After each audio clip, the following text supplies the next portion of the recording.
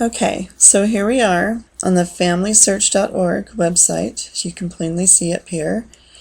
And I'm going to show you today how you can find people or a person to start researching.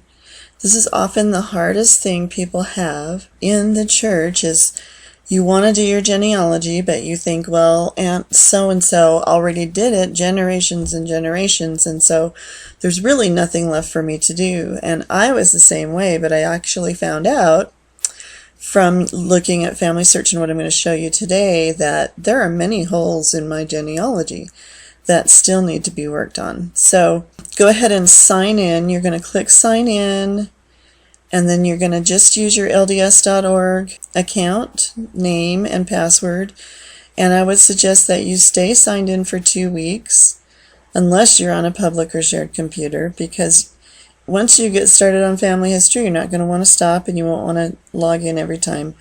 So you can either type in your username and password that you use for LDS.org, or you can simply click on this LDS account, and that will bring it up and you can sign in. Now once you sign in, the first thing you're going to do, and what we're going to talk about today, is you're going to go to your tree. So you're just going to click on tree, and it's going to show you as the very first person on that tree. So you want to click on that tree, and this is the traditional view. There are other views of the tree that you can play around with if you'd like to.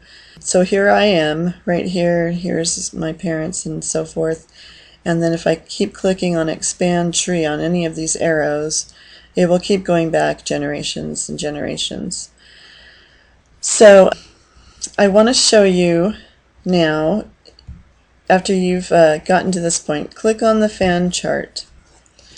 And this is going to bring up a fan chart that Family Search has put together for you. And the wonderful thing about the fan chart is you can see it all in one place. You can see that here's me, and then all my 4 generations with my mother and her family, her father's family, her mother's family, my father's mother's family, and so on. And you can see that every name is there because, you know, it's all been done.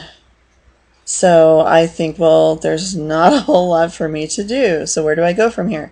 So I could click on each of these people.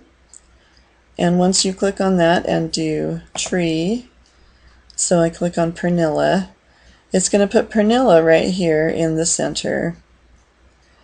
And then it's going to show her generations back. Okay, so now you can see that we have all this generation here, but we don't have these. So that is a place I could start.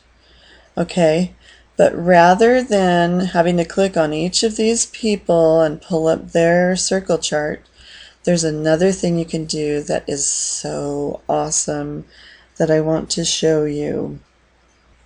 So you'll just go back up to this field and put in Treeseek.com. Okay, it's this genealogy chart, Treeseek. Now this uses your LDS.org information, and then I can pick how many generations on a fan chart that I want to see, and all these different kinds. So anyway, I want to see all 9 generations just because I'm really curious, and I'd like to see that in color. So I'm just going to click Create Chart, and as you can see up here, it says, wait while we're gathering data. Your chart is complete. Now this is a big chart. You can print this chart out. It's going to be many different pages, as you can see, and these pages you can tape together after they print out, or you can make it smaller. So for today, I'm going to zoom out on this chart so that we can see the whole thing. You can see now, here's me. Here's all these generations, I mean all the way to this. There are a couple holes. There's some right here, there's some over here, plenty right here, right here. So by looking at this fan chart, I can see exactly where I might want to start working. So we've got lots of holes over here too. It's not as hard as you might think, and there's so many online resources available. So what you'll do is just look at your fan chart. You can see right where you want to, you just choose one of these. Say, I'm going to work on this ancestor right here.